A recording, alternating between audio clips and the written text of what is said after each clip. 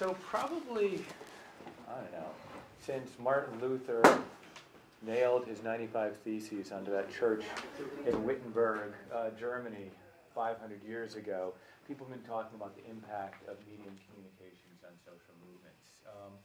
And probably for about as long, the impact of communications and media on social movements has been overhyped, misunderstood, and essentially, to go even further, sometimes conflated with social movements themselves. One of the things that's amazing about this book, Tweets in the Streets, is that Paolo manages to do what so many other folks have not done, which is actually look at social movements and look at how they actually use and don't use social media, and what impact this media has on the shape of these social movements. It's an incredibly lucid, clear, wonderfully well-researched study, something that Paolo, in his field work in Cairo, he was at the American University in Cairo all last year, and doing field work in Spain and here in New York, drew upon his experiences there to write this book. I'm going to let him explain what he's doing, but I think what is so useful is that Paolo is neither a technophobic pessimist, nor is he a technophiliac, hyperbolic booster. He actually is a realist, and for those of us that are involved in media and activism and social movements, it's that realist perspective and the assessment of what it does and what it can do, social media, that is so valuable. So without much further ado, thank you, Paolo. Thanks so much, Steve. All right. Hi, everybody. Thanks so much for coming here today. I would like to thank the organizers. I would like to thank Andy. I would like to thank Mary and Steve for organizing these. And what I want to do today is to present this book, but not to do, let's say, the standard book presentation where I give an overview of the book, but rather to look more at the sort of implications for activists. The findings that are particularly important for activists and the implications for activists. And so first and foremost, anyway, I need to give you a bit of an overview of the book. I'll try to keep it as short as I can. And I need to tell you what lies behind the cover, behind this very cheesy title, Tweets and the Streets. So what is Tweets and the Streets all about? Steve has already summed up a bit what the book is about. To put it in my own words, is about the connection between social media and mobilization. How social media contribute, how they can contribute in getting people to the streets. That is what mobilization is basically about. And about how activists use them, what activists do with them. And I think that is a very important question to ask because it's a question that is rarely asked. Many times people ask, what do social media do? As though social media had themselves legs, hands, brains, right? There is this idea of an automatism of social media. There is this idea that you just have the right technology and you will have the right result. Actually, in my book, what I'm interested in is instead the human component, so to speak, the human factor. What activists do with this media. What are the kind of discourses they develop? What are the kind of imaginaries they invoke? What are the mobilizing operations they develop through them? The book is based on interviews. It's based on conversations with activists. And it was quite a heavy work to do this kind of research because what is based on 80 interviews, in-depth interviews with activists in the US, activists in Spain, activists in Egypt, and it is a very expensive, in a sense of labor-expensive type of research. But I think it is also the type of research which really allows to look into these issues of human initiative, so to speak, these issues of culture, what activists do with this media, rather than just looking at technology itself. So what I would like to do is to, let's say, spare a bit from the more academic discussion, all the discussion about theories, all the discussion about findings, and so on, and to go pretty much straight to the core of the book, the implications of the book. And to do so, I need to mention one concept which is quite key in the book, and is this idea of choreography of assembly. That's the concept I'm putting forward in the book. A concept that is admittedly quite pretentious, somebody told me, it is fucking pretentious. It was like my first review, which wasn't not as good as other reviews. So this idea of choreography, what is this about? I mean, it's quite curious. I don't know whether it is a coincidence. I guess it is a coincidence that I'm talking about that in a performance studies department, and I hope there are not performance studies people around, not too many of them, otherwise they're going to be grilled to death for what I'm saying. But basically, the idea of choreography is really about going beyond this 90s paradigm of web versus reality, right? This paradigm of the internet as a virtual space, as a cyberspace, of bits versus atoms, right? And so on and so forth. And to highlight the fact that what social media were chiefly important for, among many other things, was to choreograph, to facilitate, to script the coming together of participants in public space. That was the sort of killer application, so to speak, of social media in these movements. What they were very important for was to coordinate the coming together of participants in public space, their assembly in public space. And in the book, I use different terms to express that really, in a way, what they are about is facilitating the materialization, or if you allow me the Christian or Catholic term, the incarnation of a constituency which is very widely dispersed in social space, which is very individualized, and its coalescence in public space. Its coalescence in specific symbolic places like Zuccotti Park here in New York, like Tahrir Square in Cairo, and like Puerta del Sol in Madrid.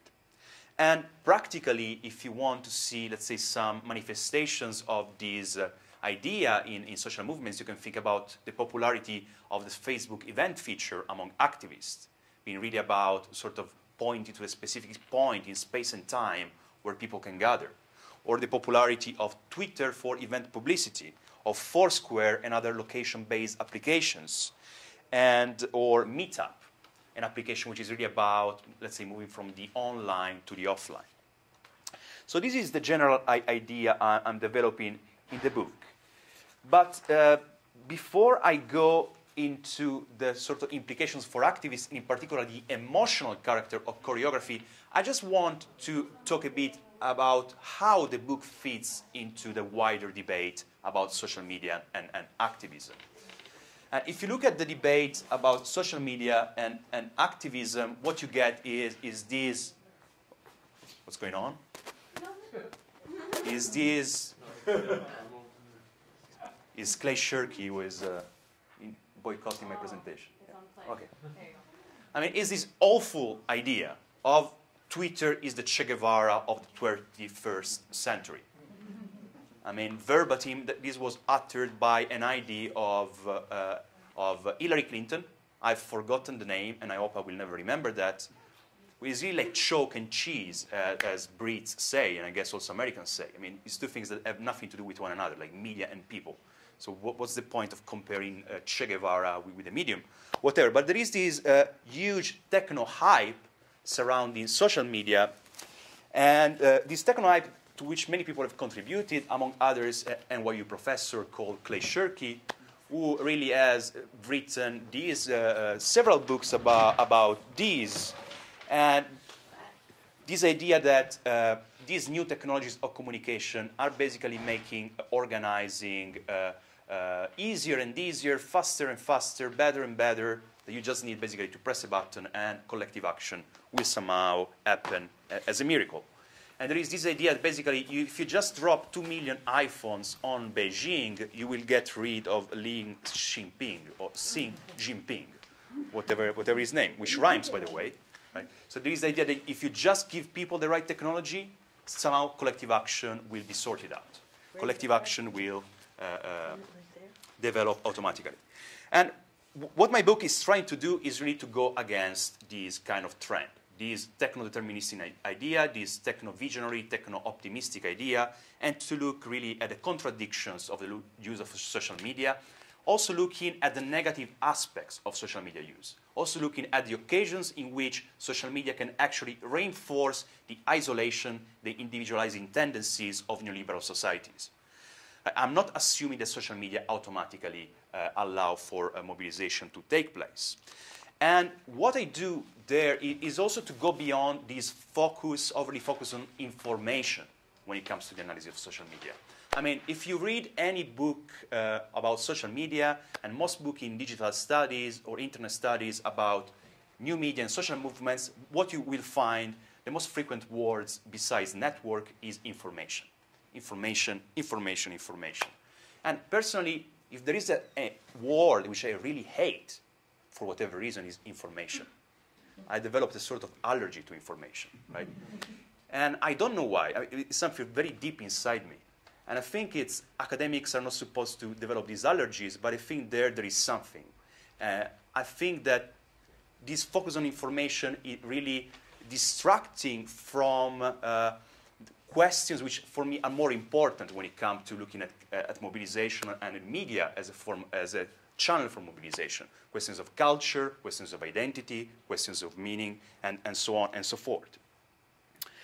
And if you look, for example, at Cherky, what he's saying is that the network population is getting greater access to information. Therefore, automatically, we'll have more collective action. If you look at Paul Mason, who has written this quite interesting book about why it is kicking off everywhere, he has this line where he says, people know more than they used to, right? So there is, again, this idea that if people know more, then automatically they will take to the streets, they will be aware that the system is bad, is wicked, and therefore they will bring capitalism down. Yeah? And another guy who likes information a lot is Manuel Castells, who sees the internet as a network of brains, which is an image which is as scary to me as the pork shoulder with Annie I ate in Chinatown yesterday night. Really, is this very, I don't want to see a network of brains. I really hope that I die before seeing a network of brains. It's the scariest thing I ever, I don't want to see brains, really. I don't want to see them.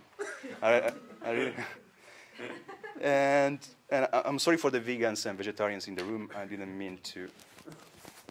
I'm actually thinking of converting to vegetarianism after the experience of yesterday night. And really what we find in all these cognitivist debate about information is this idea of the mind as separate from the body, this idea of internet as a separate informational space, something I've already mentioned before. So what I'm trying to do in the book, and that's really a finding of the book, is to move from information to emotions. So the crucial thing to focus on in order to understand how social media can be a powerful means of mobilization is to look at how they process emotions, is to look at the emotional aspect of the communication that goes through them. And emotions are a taboo topic in social movement studies. They are a taboo topic because people associate them, scholars associate them with irrationalist theories of social movements. These theories of crowd irrationality, crowd violence, crowd behavior, and so on. But if you attend, even just for a split second, a movement assembly, an Occupy Wall Street General Assembly, for example, you will see emotions all around you. You will see rage, you will see hope, you will see despair, you will see frustration if the assembly is going on for too long. Yeah? You will see all these emotions. I mean, really, as many theorists, among them like Goodwin and Jasper, also people working at NYU, have argued emotions are really part of the life of social movements. And if we want to understand how social networking sites like Twitter and Facebook have become a means for mobilization, is really emotions we need to focus on. Everybody who is in this room, I guess anyone here has a Facebook account or a Twitter account, and you will all know from experience that people use networking sites like Twitter and Facebook a lot precisely to express their emotions, to share their emotions, to let their friends and acquaintances know about their moods, to share their disgraces, to celebrate their achievements, and often also to vent their frustration about all these dirty politicians, about Berlusconi, about Mubarak, about the president that be. And the type of status messages, this type of status messages or tweeting runs itself can be pre-political in a way. It can be just a way in which people vent off their frustration, they offload their anger against the system. Yet this type of communication, this communicative environment, has become the material that digital activists, social media activists, use in order to fuel a collective mobilization. In the book, I refer to this process as a process of condensation, a process of emotional condensation of individual sentiments of frustration, anger, and hope into collective political passions that are fuel for mobilization, that become a fuel that can motivate people to take to the streets, to participate in collective action. So after having given you this sort of general framing, I want to show you some examples of these to make these more funny. And I'll show you examples from Egypt, from Spain, and from the US to show how these actually apply in practice. Let's start from Egypt. This is Shabab al-Facebook for Andy, who had a laugh before when I mentioned the name. You can have more of a laugh here. This is not a picture of lolcats. This is more sort of lol humans. What this is the cover of a satirical book I bought in Tahrir Square, and it's a satirical book that really is about criticizing a bit this Shabab al-Facebook, this Facebook youth that has entered Egyptian popular discourse before the revolution and thereafter as somehow like the driving constituency in this revolution. And what you see there is all the sort of negative aspects that have been sort of popularized in public discourse. He doesn't have a black flag, he doesn't have a red flag, he doesn't have a red and black flag, he has a Facebook flag and a YouTube flag. He has two heralds of, two symbols of the local football teams, Zamalek and Hilali. He has Balad, means country, like, next to it. He has Twitter and Che Guevara on his shirt, and on top of it, the Muslim Brotherhood slogan, Al-Islam huwa al-Al. Islam is the solution. Plus some weed in his luggage, just in case he wants to smoke some joints, right? Which doesn't really go well with the Muslim Brotherhood, right? He's a sort of a postmodern creature, really. He's a postmodern creature, you know, like a combination of all extremes, right? And then in the next slide, you can see his girlfriend with his picture on her T-shirt. Again, Facebook. She has the joint already. She doesn't need to roll it. It's ready for her. She has some Marlboro in the pocket, yeah, plus some other stuff, like, and also weed. Again, weed again is a very important thing. Who's on her T-shirt? Is her boyfriend. I'm not sure actually if it is her boyfriend or an Egyptian pop star. I'm undecided about that. Yeah. So what is interesting here is that here you find a caricature which condenses a bit the sort of public perception of this subculture, basically, of this internet subculture, this Shabab al-Facebook, that in public discourse in Egypt has really, before the revolution, come to be perceived as basically passive, cynical, uninterested in politics, middle-class young people, spoiled people who will just like content themselves with posting status messages, with liking things, right? Then people who will have never taken to the streets. This was how the perception and the self-perception of this group was. And people were also posting on Facebook these things like, we are just people of comment and like. We will content ourselves with that. And actually, what organizers did, and in particular Wael Ghonim, who was the Facebook admin of the Kullena Khaled Said Facebook page, We Are All Khaled Said Facebook page, was really about trying to transform this subculture into a political group, trying to transform the self-perception and the public perception of this group, and therefore turn this group into a social movement constituency. And in order to do that, he used a form of communication we are all familiar with, and that is Facebook status messages. I mean, many people think that Wael Ghonim became a leader because he was a geek, because he was a nerd, because he had good connections in Google and in Facebook. But it was not just his technical ability what mattered in the process of mobilization. What mattered instead was that he was an extremely good status message writer. He was somebody who, through his status messages, could capture the emotions of this Shabab al-Facebook, the sense of frustration, the sense of shame, of collective shame, and transform that collective shame into a sense of pride, into a sense of self-confidence, into a determination to act, to take to the streets. And in this process of emotional transformation, an important role was played by Khaled Said himself, who gave the name to the page. Khaled Said was a young Alexandrian who was killed after, just outside of an internet cafe. He was a blogger, and he had just posted a video on YouTube documenting an episode of police corruption. And he became the perfect symbol for this Shabab al-Facebook, for this Facebook youth. A perfect symbol to make people aware that also middle-class youth could die. It was not just a destiny for working class or poor people in Egypt, that also middle-class people could be subject to the worst extremes of police violence. And therefore, it really became a sort of point of condensation, a symbol to unite this dispersed constituency around the same center.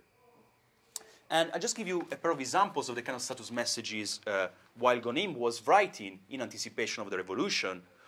And one of the big problems when it comes to internet mobilization is that since you don't see other people, it's very difficult to build a sense of trust, right? Because you don't know whether people are RSVPing positively to an event and then they're actually coming. There's no way you can check that, yeah? And it was trying to address this huge problem for mobilization in his own status messages. For example, 3 days before the 25th of January, day of protest, that's what he wrote. A person decided not to participate tomorrow. He's sitting in front of his computer and writes comments on Facebook saying, the people are cowards and nobody is really going to participate. Like I said before, there is a phenomenon in psychology called projection. You have a certain problem. In order to avoid pangs of your conscience, you're saying to yourself that all people are cowards. Unfortunately, my friend, I'm not a coward. I'm demonstrating on the 25th of January. So this gives you an idea of what he was doing in terms of emotional transformation again. And the last status message published on the Kallina Khaled Said page on the morning of the 25th is also very interesting. It really took the tone of a generational challenge of sorts. Today we are going to prove that we are not guys of comment and like, as they claim. We are reality in capital, on earth. We are demanding our rights, and we are all participating. So what you see there is really this attempt of move away from this self-perception as passive, this self-perception perception as cynical, as superficial, and really motivate people to take to the streets and create a sense of anticipation, giving the idea to people that people will actually take to the streets. So let's now move to Spain, to the 15M movement, to the 15th of May movement, or the Indignados movement, which is the second case study in my book. And what you see there is a similar process of emotional condensation to the one seen in Egypt. And once again, the main venue of that was Facebook. In Spain, Twitter was more important than in Egypt, where the penetration rate of Twitter is 0.5%. Therefore, as you can guess, it was not very important because of that.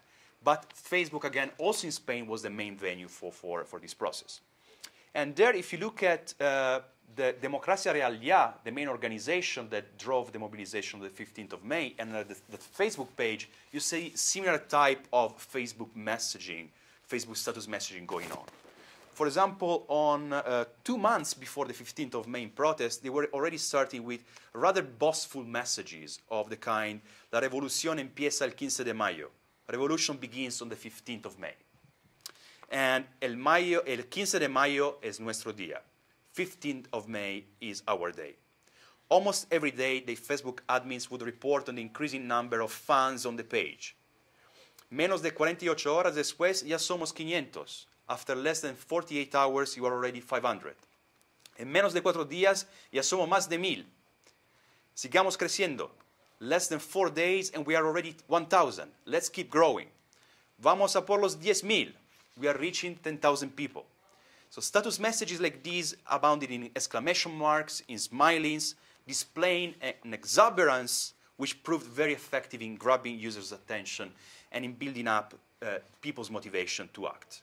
As one Occupy organizer put it to me, you need to fake enthusiasm until you have real enthusiasm. It's a bit of a sort of self-critical point of view, but you get what is meant there. It's really a sort of self-fulfilling prophecy. If you build this sense of enthusiasm, then people will be enthusiastic, right? And then I'll move to the last case study, to the US. And I guess I'll be a bit critical there, just because I'm among friends. I don't want to be hacked alive. But what is interesting in the case of the US is that all the focus in the process of mobilization, it was all on Twitter. There was this idea that Facebook is evil, Twitter is better, we don't want to use Facebook. But actually what worked really for recruiting people, for getting people involved in the movement in Egypt and Spain was Facebook. So if you look at the Facebook page of Occupy Wall Street, this is the appalling kind of performance of the page in terms of number of likes. Just think that the Collina Khaled Said in Egypt got 30,000 likes on its very first day. 30,000. Look at Occupy Wall Street. 374, 382. I mean, it's really not moving from there, right? And this was supposed to be, since the very beginning, a world-changing movement. But there was no momentum whatsoever behind it. But also on Twitter, there was no momentum before the 17th of September occupation. So really, the social media kind of virality of sorts started only when people were actually in Zuccotti Park. Contrary to what happened in Spain and Egypt, there was really no effective work of anticipation. There was no effective work of social media preparation. It's quite somehow paradoxical that in the country which is home to social media firms, people were not very good at using social media for purposes of mobilization. What mattered here was more ground organizing, and then social media were more of a reverberation of ground organizing efforts. So why was that? So first and foremost, there was a sort of, let's say, a bit snobbish dislike for Facebook somehow, as a sort of proletarian or mass medium of sorts. And also when people were using Facebook at the beginning, they were not really capable of using it very well. I mean, this kind of quite negative performance can be understood if you look at what people were writing on the Facebook page during the days before the 17th of September occupation of Zuccotti Park. Here are some examples for you. 11 days until we visit Wall Street on September 17th. Like this video and then share it. Only one person liked the video, nobody shared it. Share, share, share. With a link to an article about the super rich in the US. September 7th. Only 5 people liked, nobody shared or replied. Share, share, share. September 17th is real. This was written on September 8th. Only 4 people liked, nobody shared or replied. Yawn. You know? So you perfectly get what's the difference there. Yeah? You perfectly get what worked and what didn't work. In the case of the Collina Khaled Said and of the Democracia Real Facebook page, there was this almost a really boastful, almost exaggerated exuberance, right, that you could criticize in its own terms. But it worked. It really worked in creating this sense of anticipation. In the case of Occupy Wall Street, the Facebook campaigning was all informative, was all about information. Hey, people, there is this bit of information. You should really look into it. But there was no attempt to develop an emotional narration, right? So here I'm focusing a bit, let's say, on the negative aspects, and later on, Occupy organizers have done much better on the Facebook page of Occupy, and have done wonderful work on the Occupy Twitter accounts. But I wanted to get across this point of the importance of constructing an emotional narration on social media. So I'm just getting to the final bit of this presentation, and I'm getting to the more controversial bit, the bit about the continuing presence of leaders, of emotional leaders or choreographic leaders in these movements. So why is that controversial? That is controversial because across all these movements, there are these claims to leaderlessness. I mean, in Occupy Wall Street, this is particularly strongly made. in the pamphlet distributed in Zuccotti Park, the first thing that was said is not Occupy Wall Street is an anti-capitalist movement or an anti-corporate movement. Was Occupy Wall Street is a leaderless movement, right? But you see very similar claims in Spain and in Egypt, right? And across my research, something that emerges quite clearly is that that is not the case. And why should it be? Has there ever been in history a leaderless movement? Has there ever been a movement where everybody is equal? If you look at this social media campaigning, what you see is that actually there are just a handful of Facebook admins managing these pages. In Egypt, there were 2. In Spain, there were 2. In the case of Occupy, the social media crew, the people who were really involved were around 20 or 30 people. And I think that this question of leaderless has become a bit of a red herring, something that really distracts attention from things that matter much more. One thing is to say that you're participatory, that you're open, that you're inclusive. Another thing is to say that there are no leaders whatsoever. It's something that really distracts people and something that really doesn't represent the dynamics of mobilization. And I really hate so much, almost as much as I hate the idea of information, the idea of horizontality. I mean, horizontality as this table. Yeah. Nothing happened on this table. It is horizontal. If you put a ball on the table, it will not move. But social movements are all about moving. And they move precisely because there are asymmetries in them, precisely because there are centers of some sorts, right? So I would just wanted to conclude on this note, because I think that it has really become a huge distraction, all this debate, this identitarian debate on leadership. So what we see in this movement is indeed a diffuse, charismatic leadership whose work has been fundamentally initiating these movements and keeping these movements going. I mean, I really bumped the other day into a Thomas Paine's phrase, which I really liked, which says, lead, follow, or get out of the way. And I think that that should also work for not just for socialists or feminists or other people who have been inspired by Thomas Paine, but also for anarchists. Because in a way or another, we are always faced with a question of leadership. So to conclude, I would really like to say that the way in which social media can mobilize people is by constructing emotional conversations which can transform Facebook users into protesters, convert Second Life couch potatoes into First Life rebels. It is this work of emotional transformation, this work of collective identification, this work of impetus creation, the level at which, indeed, social media can prove a powerful weapon in the arsenal of contemporary activists. So let's forget about leaderlessness and let's instead try to exploit the potentialities of this environment, which in social media language translates as be liked, be followed, be shared, be emotional.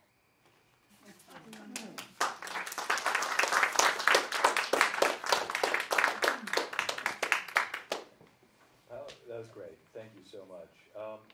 In your book, you talk a lot about choreography and the role of not leader but choreographer, and you kind of just went over it really quickly here. Mm-hmm. Can you explain a little bit about what you mean by that?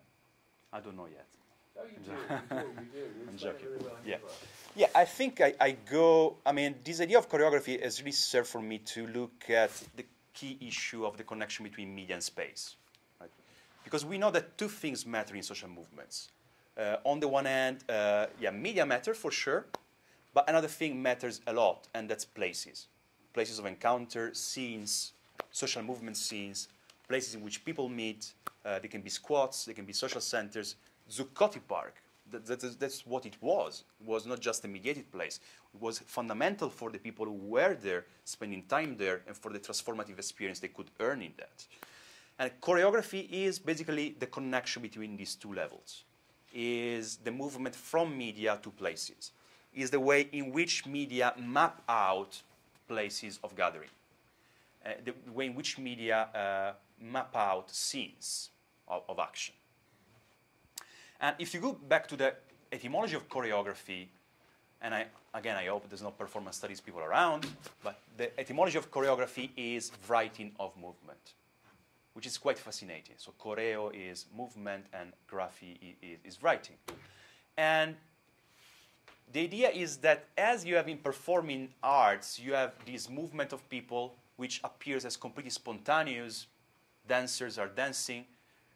and they are doing their movements, but then you come to realize that it is not completely spontaneous, that there is a pattern to what they're doing. And the same goes with contemporary social movements.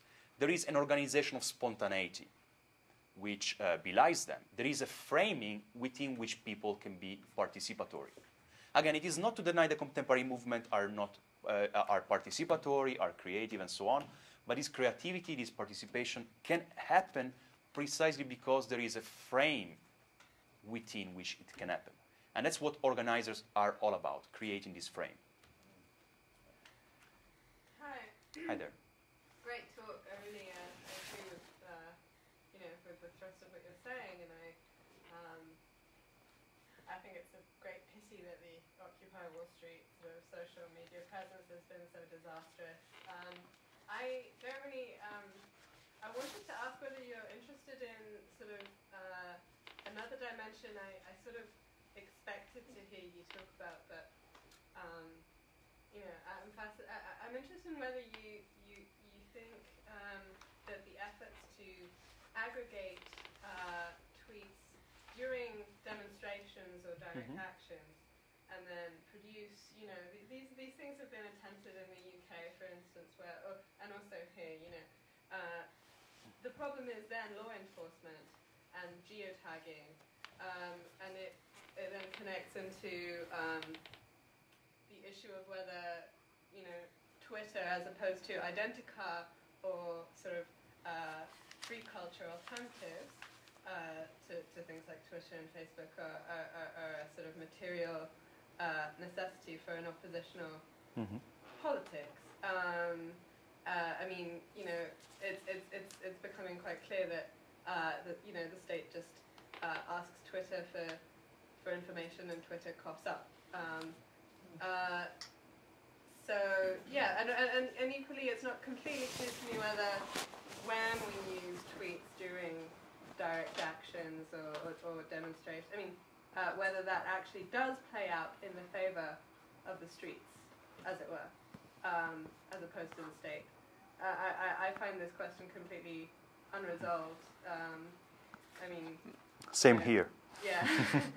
Yeah. Nevertheless, could you comment? Yeah. Yeah. I guess, the way in which we need to look at social media, we always need to remember they are corporate platforms, but these corporate platforms can be occupied, so to speak. And I think it is quite refreshing to see what movements are doing, the fact that they are not retrenched into their own just to their own alternative media platforms, to their own alternative mailing list, to their own indie media, but they're actually trying to exploit these mass communication infrastructures. I think that's really an improvement compared to the anti-globalization movement. The fact that people want to go massive, so to speak. Yeah? Then there is the problem of the fact that indeed this platform can be used to monitor the movement. Right? That's something that Morozov has written a lot about. And I think in that respect, we always need to remember that anyway, all media are also used by the government to monitor people. A very good example, a very good bookish example I like to quote in these occasions is the example of the French mail system back in Napoleonic times when it was redeveloped. And it was used at the time by activists to organize across different areas of France, but people also soon came to realize that one of the institutions that was particularly behind this development of the mail system was the police. Because so you could finally read what people were saying, were thinking, because they were writing it in their letters, right? So you see there is there is a contradiction there. On the one hand, it opens up opportunities for organizing, for communication. On the other hand, it opens up opportunities for monitoring. I think that one has to be very careful about what one writes. Naturally, if you write a tweet saying, let's go burn the White House or whatever, maybe you want to use, say, metaphorical language, or, yeah, right? And there have been prosecutions against people using Twitter and so on, but I think also we don't need to fall prey a bit of the kind of activist paranoia kind of risk, in a sense that this idea that people are always monitoring you and so on. Because the problem of police is that, they can have all the big data they want, but they will never be able to interpret that. The problem is not just having big data. data about people. The problem is to have smart people who are able to analyze that, right? And able to kind of really identify the patterns there. Yeah. And the second question, I mean, how useful it is for people on the streets. You have to coordinate and so on. I think it is very useful in certain circumstances. I saw it myself, like in, for example, student protests in London, where people were really using it to create disruptive tactics. Yeah. But I think that the most important tool of communication when you are on the streets remains your eyes, your ears, your sense of smell, if you don't want to get your skull cracked. You know, it's the best form of communication. In Cairo, it's amazing the things I saw when I was in Cairo, for example, in Tahrir Square in the November uprising, the way in which people were using hands, the way in which when people run towards you, you see people's faces, you get scared because that means that the police is coming. You know, it's very important also to sort of recuperate a sense of these proxemic forms of communication we find when we are protesting. And this sense of smell, again, noises, seeing helicopters coming, yeah? So I think that these new technologies are important, but within the kind of existing repertoire of forms of communication. But no problem with Twitter and Facebook in themselves? No exodus to Identica or open source alternatives? Sorry. Yeah, no, it's good. I think that's a very important question, kind of strategic question for the movement. I think I would say that on the one hand, it's very important to develop alternative platforms, to develop this idea of the universal social network, this idea of a citizen social network of sorts that is not property of Zuckerberg or Dorsey or whatever, is very important. I think that it's important to remain in the two environments, because people who join Diaspora, N-1, all these platforms, what they find there is that there is nobody there really.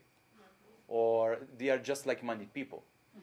And the great thing about Facebook in particular, and less so Twitter, is that on Facebook you are actually forced to speak with people who are not really already part of your own environment.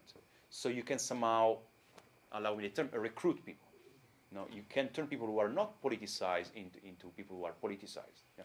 That is not the case with Twitter, because on Twitter you are already chatting on hashtags. They are very focused discussions which entail a prior interest in the topic, right? So they are perfect when it comes, for example, to discussions among activists themselves inside the activist community, but you cannot think you are actually expanding the movement on Twitter. Yeah. I would disagree with that last statement about not being able to expand, because you can co-opt existing hashtags, like during the presidential debate. Many Democrats and Republicans don't want to talk about NDAA and many other things. And so we've been using their hashtags, forward, not back, etc. And then we also had Stop NDAA, and so, you know, as it became more and more popular, the hashtags, they were forced to see our message, and so you could do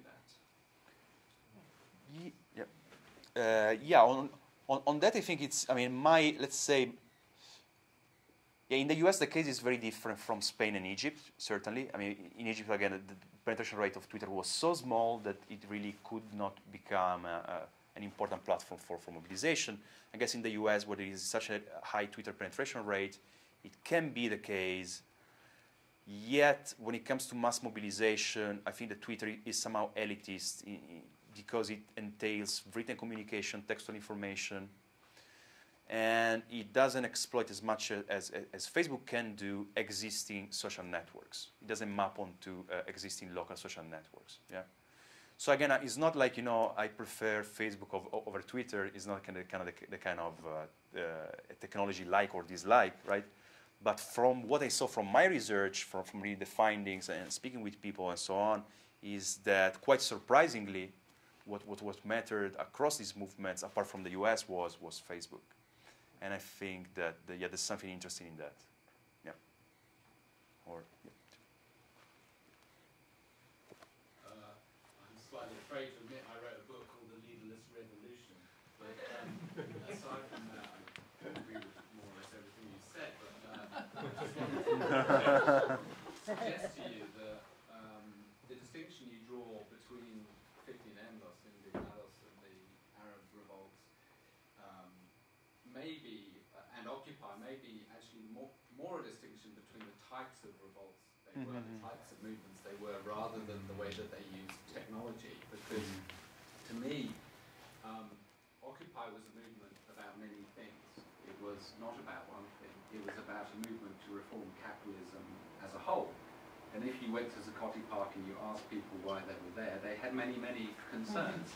It wasn't just about getting rid of Mubarak or ending austerity in Spain. It was a singular objective. Yeah. And as a result, Occupy has spawned many, many different forms. You know, there are Occupies all over the country. In fact, outside the country, there are particular initiatives like Occupy Sandy, Strike Debt, the Occupy Bank. And in a sense, this reflects the reality that capitalism needs to be reformed in many different ways. There is no one way to reform capitalism. We have to attack the beast in many different ways. And I wonder if that is not why the Occupy didn't use social media in the way that you suggest it might have, because there never was a single leadership structure in Occupy, and that was a very deliberate thing, because it was deliberately designed at the beginning to be a level, horizontal movement. The General Assembly was the core of it, where anybody could speak. And I remember being terribly moved, to draw on your emotional point, by people standing up and saying in General Assemblies, I don't want anybody to speak for me. Nobody speaks for me. And this was at last the chance for anybody to speak. And it was an extraordinary thing to see. And you couldn't capture that in a social media kind of way. You couldn't capture that with a singular message, with one admin person trying to distill that extraordinary heterogeneity into one thing. And I think, therefore, my conclusion is not that they used social media badly, but they never could have used it, because it was a category, it was a different kind of category of movement. And I just wanted to offer that to your thoughts. No, for sure, I agree with most of what you said. Indeed, I mean, again, it's not denying that these movements are participatory. General assemblies are very important. They really allow for common people to speak out. And in Spain, the general assemblies were very similar to the one in New York. And I mean, what I'm trying to argue through this idea of choreographic leadership is that, I mean, it's important, you know, since we are a discussion among friends, say, you know, that we all agree on fundamental things. We all agree that Occupy Wall Street was a fantastic thing, especially in the US context. I think it was a really formidable movement. But then it's important, since we already agree on so many things, to look at the more critical, controversial bits. And if you look at Occupy Wall Street, for example, we all know it was initiated by Adbusters, by Kalle Lasn, Micah White, so two very influential people, and that's how many movements are initiated. If you look at Critical Mass, Chris Carson, if you look at Euro Mayday in Europe, my friend Alex Foti, there's always sort of brain fathers of these movements. There tends to be. And I think there's nothing wrong with that. I mean, mine is not a sort of moralistic argument, kind of finger pointing, look at those leaders, right? I think it's not people who are not living up to the ideals. It is the ideals who are not living up to the people, somehow, to the practices. I think it is these ideals which are somehow wrong. They are sort of transcendental, metaphysical. That is, you want to get this perfect society that will never be. It's a bit of this messianic idea of a perfectly horizontal society, right? And I think that's more of a distraction for me, really, than anything else, right? And so it's important that the question of participation continues to be an important aspect. But I think this fixation on denying the presence of leaders is something that doesn't really help.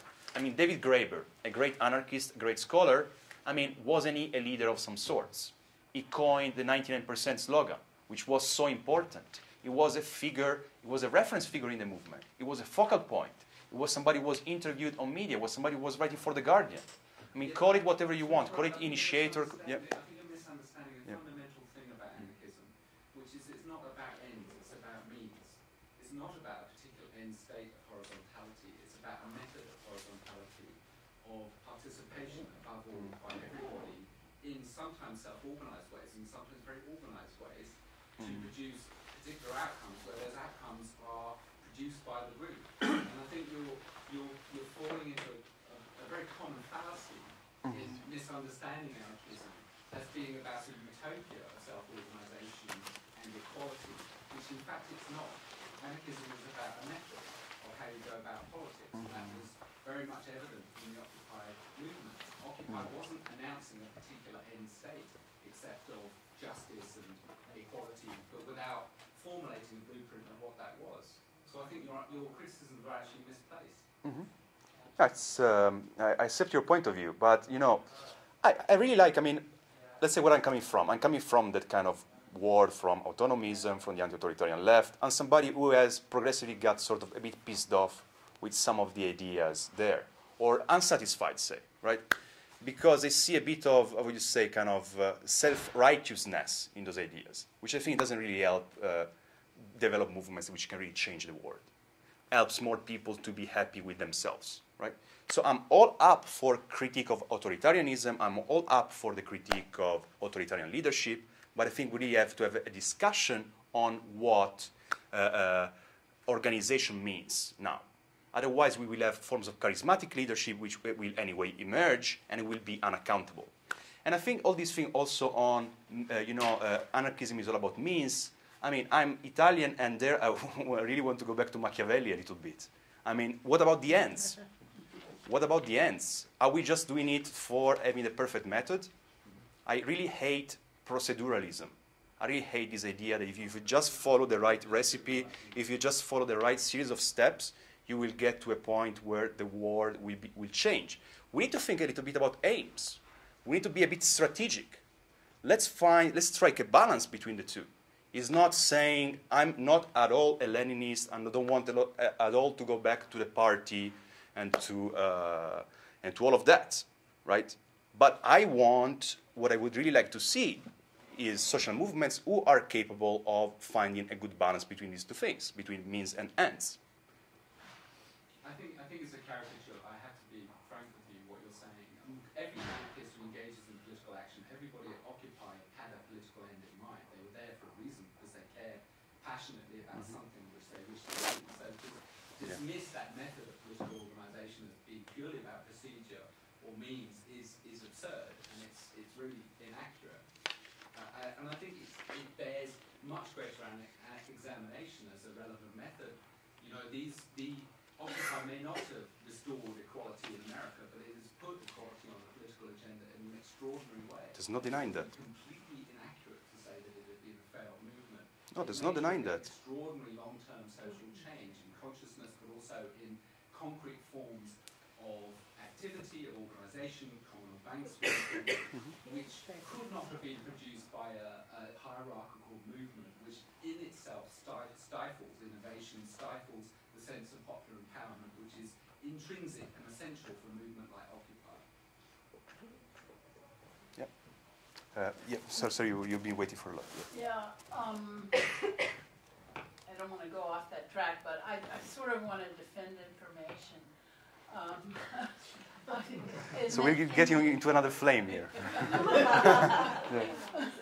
But because actually, I went to a panel actually at an internet conference where they had brought all these people somebody from Tunisia and somebody from Egypt to talk about how great the internet was, and the guy from Egypt was really interesting, and I was just trying to find his name, but I can email it to you because I actually taped him and it's up on YouTube somewhere.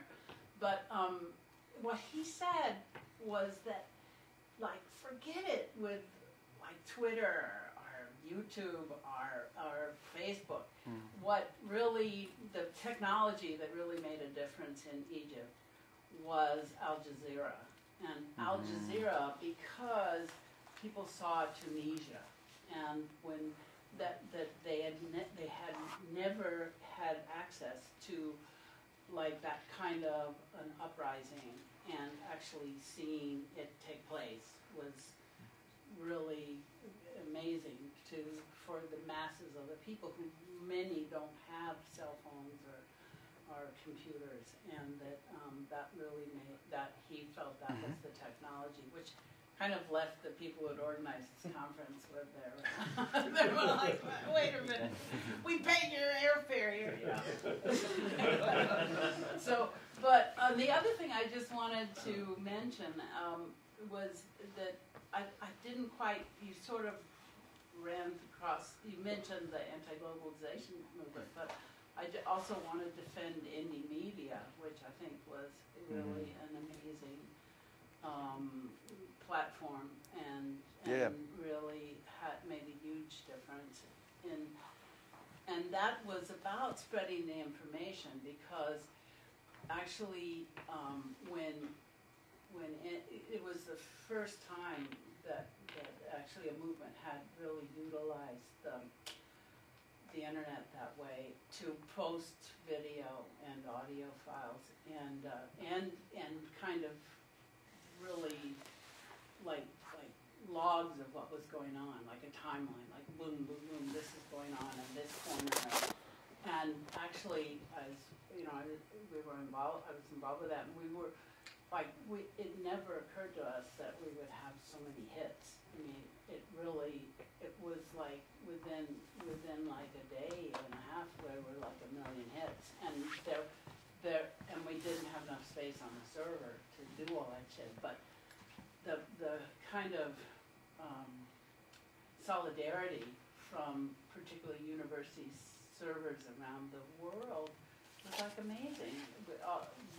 We had like 11 mirror servers in like a couple of days, and it wasn't that kind of social media but it was information that people were so hungry for, that really enabled that to happen. Yeah, so I'll give you two answers to your two questions. So question number one, definitely Al Jazeera was very important for purposes of mass mobilization, but Facebook and other social media were important for purposes of, say, elite mobilization, for mobilizing the core constituency of the movement. And without the mobilization of the core constituency of the movement, there would have been no movement at all. Yeah. So on the 25th of January date was actually publicized first through the Facebook page. It was decided quite arbitrarily by Walgonim himself that the day of Police Day should be the day where people should take to the streets, right? So definitely it had an important role, but you should look at it as sort of like circles, a series of circles, nesting circles. Yeah. On the second question, again, don't take me wrong. I mean, I'm participating in the anti-globalization movement. I was in Genoa. I was in all these demonstrations. I've been involved in social centers in Italy and in London. That's where the world I'm coming from. But again, I mean, it all depends what you want to do in life, what you want to do with the social movement. You want a social movement which is very radical, very militant, is very anti-authoritarian, and is very countercultural. Things like indie media were very important in that phase when neoliberalism was at its ideological peak, and you could only play minoritarian politics card, right? You couldn't convince the people, so to speak, that capitalism was wicked. But now we are in a completely different situation. We're in a situation where 46% of Americans thinks that banks should be burned or whatever, that Chase should, should be destroyed. So in that situation, one always needs to deal with a specific political situation one finds oneself in. And now is not the time for the kind of more, minoritarian politics, for how much noble it was when there was the time, right? And so that's why these movements are so majoritarian in a good way. They're really trying to kind of speak with the 99%. I think that is a huge advancement, right? But again, its roots are in the anti-globalization movement, right? But we are moving on. We are moving ahead from there. Yeah. Yeah. I just want to say, in terms of fantasy, you mentioned my understanding of what Zuccotti was, and as it crystallized, it was not a reformism of capitalism. It was beyond capitalism or overthrow capitalism. That was a strong, very strong strain. There were some reformists. Perhaps that's what the seeds of its own demise were. It wasn't radicalized enough or concretized enough. I just came here from Staten Island. Staten Island, where I am, was without electricity for 2 weeks. There were no social media. People's cell phones died after the first 2 days. There was no communication. There was an outpouring into the streets after the deluge, the seawater, where people came into the streets and started cleaning out their inundated first floors and discovered each other socially, actually talking to each other. And that then formed itself into these odd kind of spontaneous corners of collectives.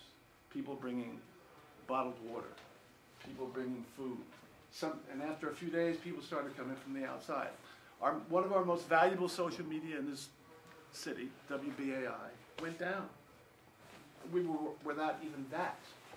So there was a blackout there. There was a literal blackout. There was no electricity. There was no social media. There was, in its own way, kind of anarchy. And people who, in Staten Island, I can assure you, don't lead towards autonomous units, whatever you want to call it. But they do discover, you discover the retired Verizon worker, the fire department person, and a whole variety of people acting collectively and actually enjoying it. In a way, there was a kind of timbre or kind of quality to it that reminded me a lot of Zuccotti Park. People eating communally on a street corner with hot plates and bringing in food. People driving around offering.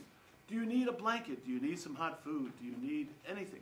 And this went on and increased. And then finally, by last weekend, it was inundated with people from Scarsdale, for God's sake. I don't know where they came from. But anyway, it was an interesting sort of contrast to the idea of a blanket of social media bouncing around overhead and amongst us, when in fact, in its absence, people organized themselves spontaneously and created the necessities for getting through this. And then this morning there was President Obama coming over in the military helicopters, but he's there long after. He should have been the first day and seen this incredibly generalized, spontaneous, socialized process. And there was no capitalism involved. I never saw anyone try to sell anything, or, there were rumors of looters, but it didn't happen. I mean, it was a social movement that was spontaneous and necessary, driven by the idea to organize ourselves.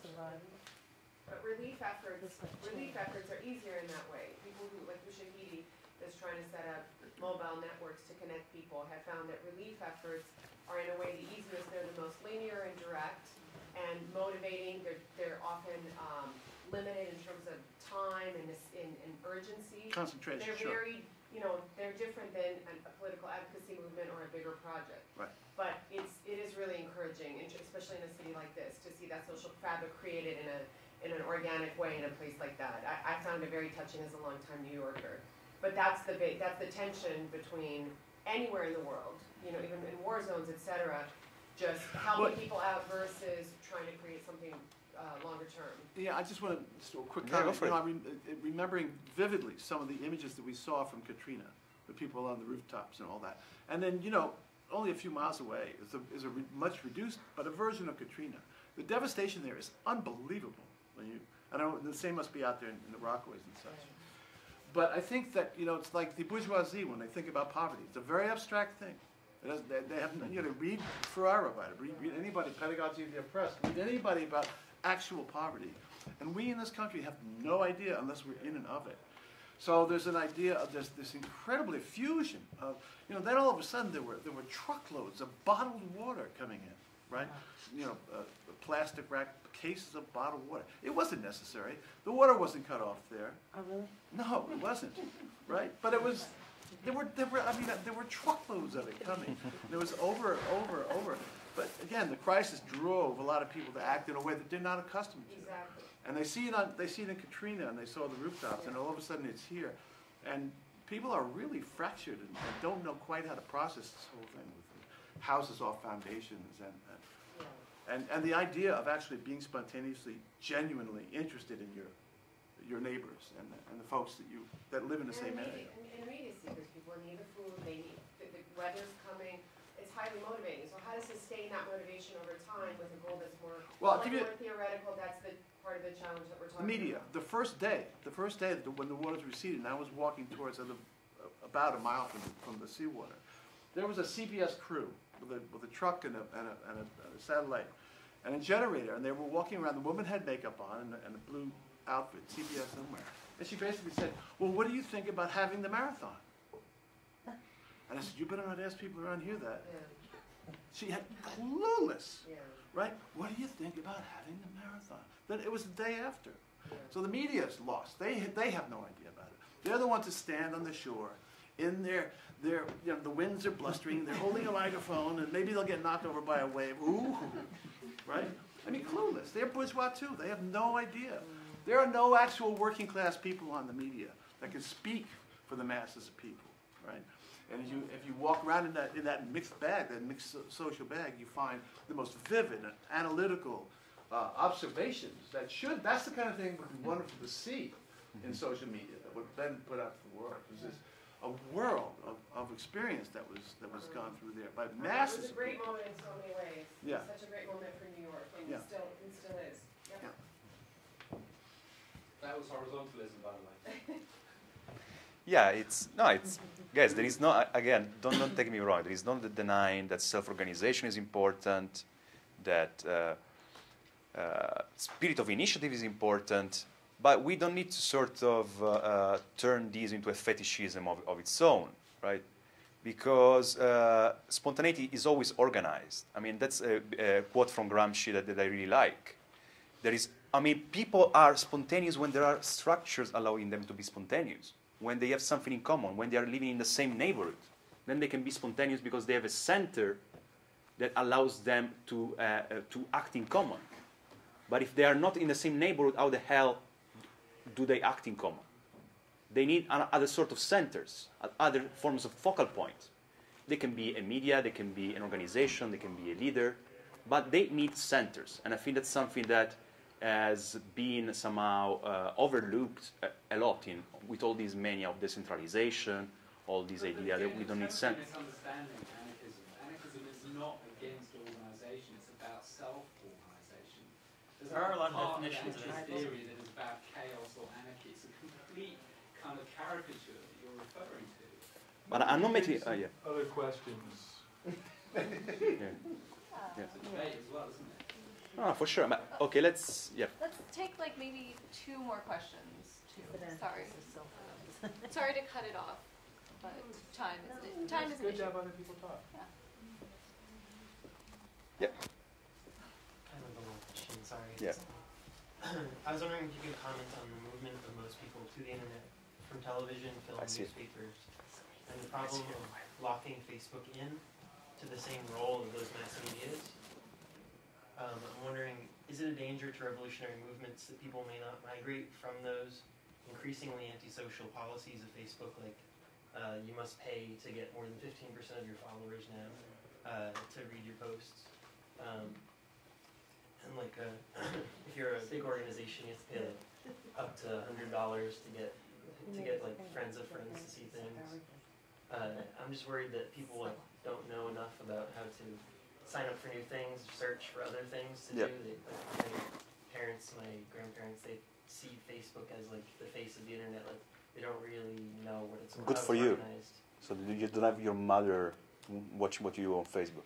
What's that? It's good for you that your mother is not on Facebook, because otherwise. She is, no. Okay. What I'm saying is like, that's what they see the main thing. Yeah. Like if that. Yeah.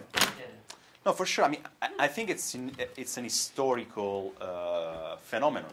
I mean, right at this time, social media are the cool things around for young people, and therefore they become somehow the platform which organizers can use to recruit people.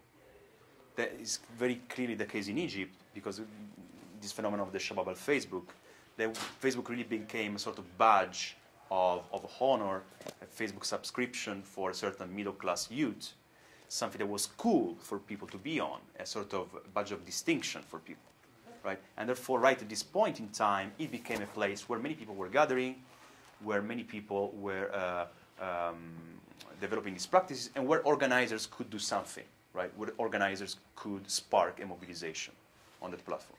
Now, naturally, again, the point is the point she made before, right? The problem of again, of using these corporate tools, and with all the bad they are and the worse they're getting, yeah? Because Mr. Zuckerberg now needs to make money with his toy, because he has sold some shares at Wall Street, NASDAQ. And how he's going to do it? He's going to do it becoming nastier and nastier. We already know that. But so yes, there are increasing problems in using this social media for purposes of mobilization. And I think it will just depend really on what people do next, and that's where they go next. That is where organizers will go next.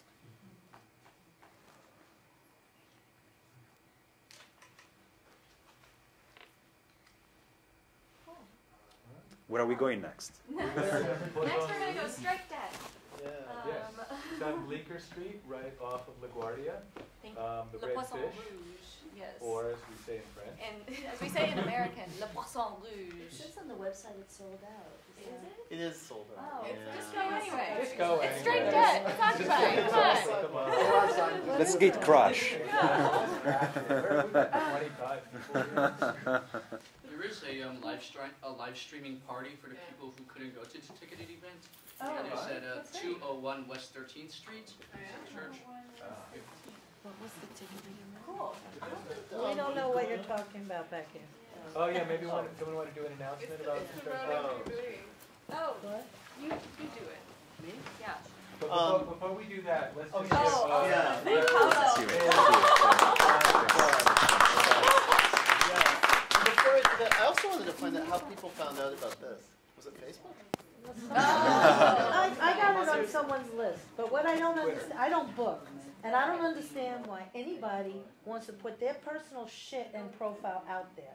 I mean, I would do an alias, and I would put share information, and I would put, I would put lots of it. I'm a community organizer and activist. I hate Facebook.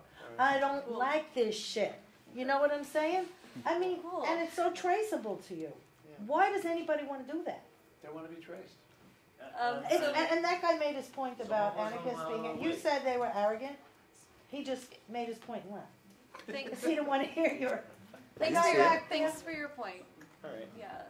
So what's next is something that's not linked to an individual that you can do that is as far removed from you, but is still very much you. That stimulates and motivates people's passion more than saying, I'm saying this. Well, one thing you can do is this rolling jubilee. That's a really amazing idea. Yeah. It's kind of a media stunt in a way. It's not really. I mean, it's a real thing, but it's not really intended to be a solution or anything. It's just kind of a, oh my God, can you believe they're doing that? They're Occupy's becoming a debt collection agency. Buying debt, 5 cents on the dollar or less, which is what you end up paying because it's that's what the banks sell it to these big things. These big companies too, and then Occupy buys it from them, becomes a debt collection agency, and then officially forgives the debt. And they've already forgiven millions of dollars of debt. They're up to $200,000. They've gotten $200,000, which forgives millions of dollars of debt. They can leverage it the other way, right? Wow. Yeah, and tonight is this telethon where they're just like, celebrities are. But it's a stunt. It's like it's a great Putting it in stunt. imagination. Yes, it's putting it in And it's actually- imagination. This is The artificial. idea came out of the Occupy Faith group, and the idea of Jubilee, which has a real sort of religious Occupy reference. Faith. Yeah.